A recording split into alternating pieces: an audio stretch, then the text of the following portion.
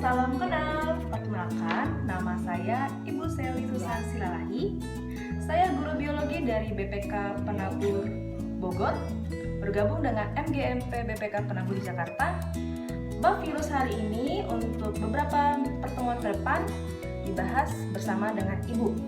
Tetap semangat terus belajar dalam PJJ ke depan. Tuhan Yesus memberkati. Shalom. Halo, ya. Kali ini kita akan bahas materi dari virus. Sebelumnya, perkenalkan nama saya Ibu Seli Susan Silalahi. Saya guru biologi dari SMA BPK Penabur Bogor, bergabung dengan MGMP Biologi Penabur Jakarta. Semangat terus belajar ya dalam PJJ ke depan, dan bab virus kali ini akan dibahas bersama dengan Ibu. Wah, menarik sekali ya bab virus kali ini karena akan berkaitan dengan kita bahas yaitu pandemik yang saat ini sedang terjadi, pandemik COVID-19. Semangat terus, Tuhan Yesus memberkati. Kompetensi dasar untuk bab virus yaitu menganalisis struktur dan replikasi serta peran virus dalam aspek kesehatan masyarakat.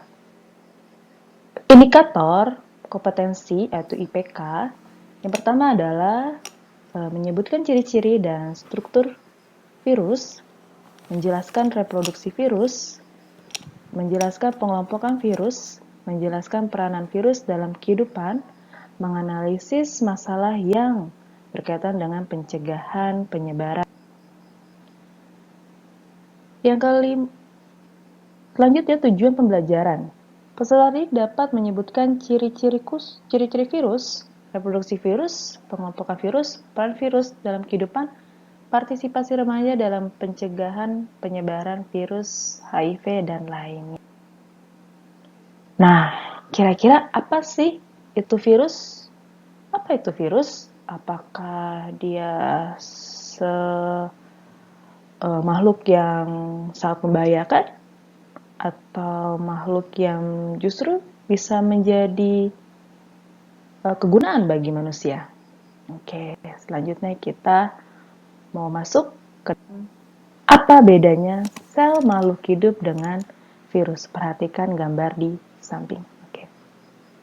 Ya, ini adalah animal cell atau sel hewan, yang sebelah sini adalah sel atau dikatakan dia virus ya, virus. Nah,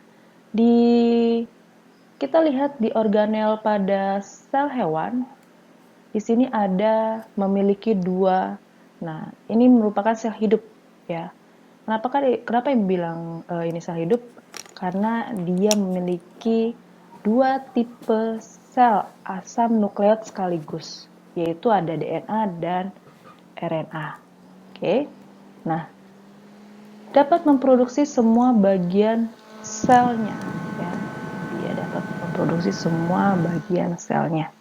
Memiliki sistem metabolisme, dan yang pastinya dia memiliki adanya nukleus untuk mengatur aktivitas sel. Nah, bedanya apa dengan virus? Kalau misalnya dikatakan virus, dia bisa dikatakan benda hidup ataupun dia bisa dikatakan benda mati. Kenapa? Kenapa virus bisa dikatakan sebagai makhluk hidup?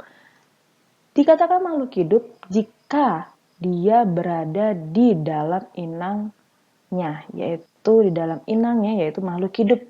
Entah itu hewan, tumbuhan, manusia, ataupun bakteri. Nah, namun ketika si virus ini tidak berada di dalam inangnya, dia dapat dikatakan benda mati ya. Kenapa? Karena dikatakan benda mati karena memang dia adalah sistemnya parasit obligat ya. Parasit obligat. Nah, dia tidak bisa hidup di dalam tidak bisa hidup kalau misalnya tidak dalam sel inang makhluk hidup. Nah, kalau dia di alam bebas ataupun dia di luar sel inang makhluk hidup, dia akan menjadi benda mati. Dan artinya dia tidak bisa reproduksi dan dikatakan dia dapat mampu mengkristalkan diri. Itu makanya dikatakan dia dapat dikatakan benda mati atau makhluk yang tidak bisa hidup di dalam sel inangnya ya, yaitu makhluk hidup. Nah, virus ini hanya memiliki satu tipe asam nukleat, yaitu bisa virus ini memiliki DNA saja atau memiliki RNA saja. Oke. Dan virus tidak dapat produksi semua bagian selnya, hanya memproduksi materi genetik dan selubung proteinnya, ya. Nah, virus juga tidak memiliki sistem metabolisme seperti pada sel hewan yang di samping ini, ya. Oleh karena itu, virus tidak dapat tumbuh atau bereproduksi tanpa adanya sel inangnya, yaitu makhluk hidup. Virus sendiri itu tidak dapat hidup di alam bebas, melainkan harus berada di dalam sel makhluk hidup yang lainnya. Makanya dikatakan parasit obligat. Nah, obligat ini, pengertian obligat ini adalah kata harus. Jadi harus dia hidup di dalam inang makhluk hidup. Nah, virus harus berkembang biak dalam jaringan makhluk hidup. Nah, kalau misalnya kita ada di laboratorium, kita mau mengamati suatu virus, nih virus apa, mengembangkannya, yaitu kita dapat melakukan dengan di laboratorium virusnya dibiarkan di dalam embrio telur ayam. Begitu. Oke, kita next. Nah, kita masuk pertama yaitu sejarah penemuan virus. Kalau misalnya kita berpikir sejarah penemuan virus sendiri itu yang pertama dilakukan oleh Bapak Adolf Meyer 1883. Yang pertama, dia adalah ilmuwan Jerman yang meneliti penyebab penyakit mozaik pada tembakau. Nah, ini tanaman tembakau ya. Nah, ini ada tanaman yang berpenyakit, tembakau penyakit. Nah, kenapa dia bingung dong, kok bisa sih tanaman tembakau ini ada seperti bercak-bercak gitu ya. Nah, dia lakukanlah suatu penelitian, di mana tembakau ini menjadi kerdil dan daunnya belang-belang. Tekniknya adalah dia melakukan ekstrak pada daun yang terinfeksi. Menurutnya ini daun ini berpenyakit, dia menghaluskan dan langsung dia ekstrakkan. Nah, daun yang sudah belang-belang itu, daun tembakau yang sudah belang-belang itu, setelah diekstrak, disemprotkan ke tanaman tembakau yang sehat. Dan kesimpulannya, tembakau yang sehat tadi tertular ataupun menjadi sakit gitu ya, itu tertular. Nah, menyimpulkan bahwa Adolf Meyer menyatakan bahwa kesimpulannya adalah disebabkan bakteri yang sangat kecil itu awalnya. Ya, jadi Adolf Meyer menyimpulkan bahwa tanaman tembakau ini disebabkan oleh bakteri yang sangat kecil.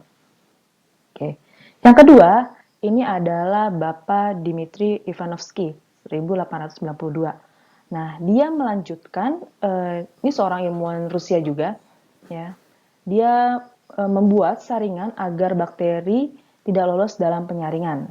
Oke, dia daun tembakau yang berpenyakit dihaluskan, dia ekstrak, ya. Tapi di sini dia lakukan filtrat, yaitu saringan supaya tidak terjadi bakteri yang menurut si Adolf Meyer tadi itu yang sangat kecil tidak lolos dalam penyaringan. Nah, saringan yang digunakan untuk menyaring ekstrak daun tembakau yang sakit dihasilkan oleh filtrat, ya. Dihasilkan filtrat. Nah, filtrat daun tembakau yang berpenyakit disemprotkan ke tembakau yang sehat. Nah, habis itu kita lihat ternyata hasilnya tertular. Nah, kesimpulannya masih sama seperti Adolf Meyer, ya, disebabkan oleh bakteri yang sangat kecil. Oke. Selanjutnya kita ya. 1899 ada ilmuwan ya, ilmuwan Belanda yaitu Bapak Martinus Benjerik ya. Nah, si Bapak ini melanjutkan percobaan Dmitri Ivanovsky ya. Dia pendapatnya ada agen yang menginfeksi tanaman tembakau.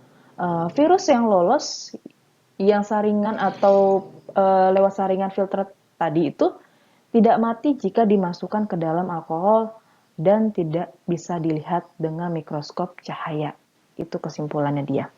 Nah, pendapat Benjerick ini terbukti pada tahun 1935 setelah Wendell Meredith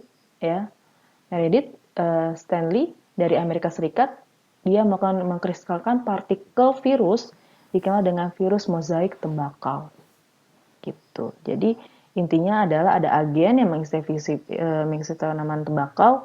Nah, ternyata dia menyebabkan virus yang lolos saringan tersebut. Gitu. Nah, pada tahun 1935 ada Wendell Stanley. Ya, dia melakukan kristal partikel tersebut diberi nama TMV atau tobacco mosaic virus. Virus ini juga merupakan virus pertama yang divisualisasikan dengan mikroskop elektron, ya.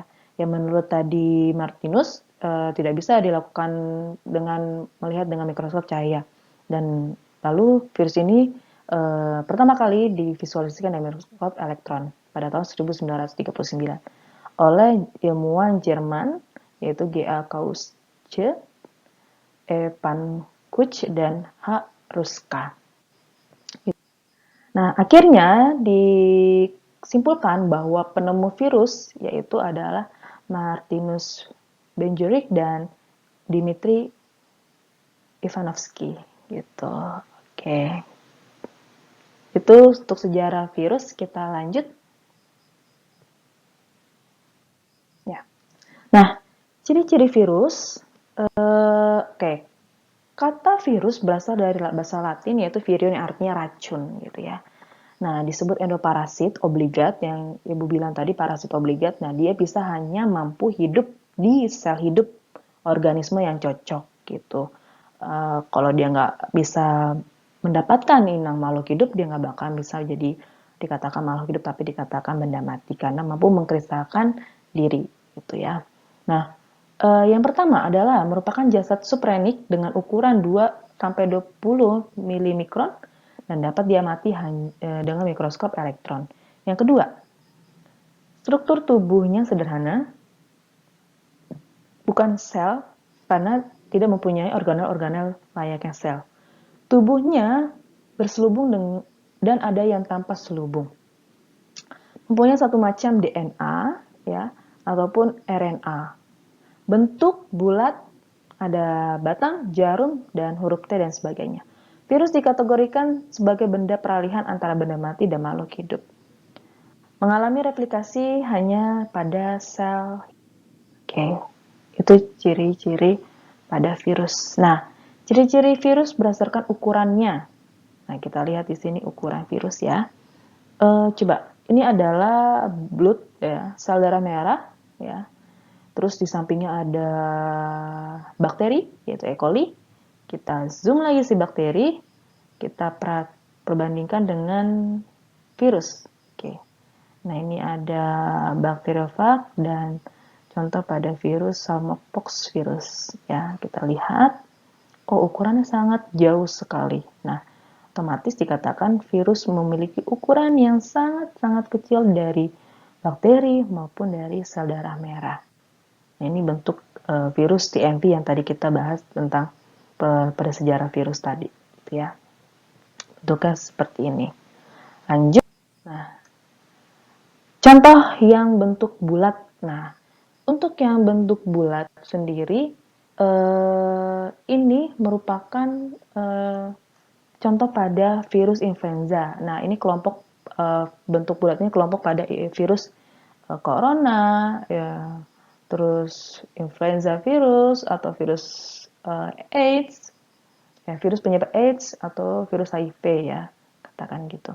Bentuknya oval, contohnya virus rabies atau rabies virus. Bentuk batang itu pada tobacco mosaic virus ya, itu yang menyerang pada tumbuhan tembakau.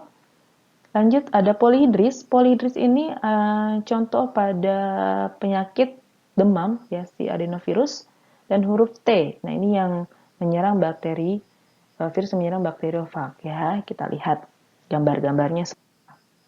Nah, ini ya. Ini contoh pada bentuk batang ya, virus bentuk batang, yaitu contoh pada tobacco mosaic virus. Nah ini yang virus adenovirus yang bentuknya polyhedris. Nah ini yang kelompok virus influenza atau juga bentuk virus HIV yang bentuknya bulat. Nah ini yang bentuk T yaitu pada bakteriofag. Nah ini yang bentuknya oval itu pada rabies atau virus rabies gitu ya. Kita lihat lagi. Nah, virus bersifat, ciri-cirinya lagi ya, virus bersifat aseluler, tidak mempunyai sel, hanya memiliki satu macam asam nukleat, yaitu RNA dan DNA saja. Tubuh virus terdiri atas kepala, ya. Nah, ini kepala, satuan kepala. Nah, kepala virus berisi DNA dan bagian luarnya diselubungi oleh kapsid. Nah, ini kapsid DNA. Jadi, inilah bagian kepala yang di dalamnya diselubungi kapsid dan juga di dalamnya ada DNA, materi genetiknya. Nah, kapsid itu sendiri adalah selubang yang berupa protein. Kapsid tersendiri terdiri atas bagian-bagian yang disebut sebagai kapsomer di sini ya. Isi tubuh yang disebut sebagai virion yakni bahan genetik asam nukleat yaitu bisa DNA atau RNA.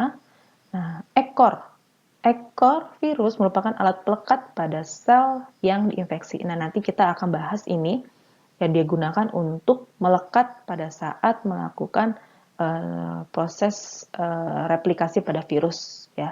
Dia melakukan pelekatan menggunakan ekor dari serabut ekor ini. Nah, ini merupakan tubuhnya, yaitu terdiri dari kepala dan tubuh. Nah, di dalamnya ada kapsid, DNA, ini ada leher, selubung ekor, serabut ekor, dan dasar. Ya. Wah, sekian dari Ibu untuk materi pertemuan pertama. Terima kasih, Tuhan Yesus memberkati. God bless you, tetap semangat.